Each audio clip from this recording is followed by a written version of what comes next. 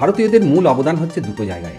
একটা হচ্ছে এই ডেসিম্যাল প্লেস ভ্যালু সিস্টেম, যেটা বাংলায় বলছে দশমিক স্থানিক অঙ্ক পদ্ধতি।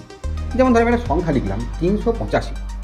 385 সংখ্যাটাতে এককের ঘরে 5, দশকের ঘরে 8 আর শতকের ঘরে 3। আমরা কি করছি, যাকে শতকের ঘরে 3 বলছি, 3কে 100 দিয়ে গুণ করছি, 8কে 10 দিয়ে গুণ করছি আর 5কে 1 দিয়ে গুণ করছি। তাহলে কি হচ্ছে, একক থেকে দশকের ফারাক হচ্ছে 10 গুণ, দশকের থেকে শতকের ফারাক হচ্ছে 10 গুণ। এবং এই যে মানগুলো পেলাম, অর্থাৎ শতকের সঙ্গে 3 গুণ করে 300, দশকের ঘরে 8-এর সঙ্গে 10 গুণ করে 80 আর 5-এর সঙ্গে 1 গুণ করে 5, এইটা তিনটে যোগ করে আমরা কিন্তু পাচ্ছি 385 পূর্ণ সংখ্যাটা।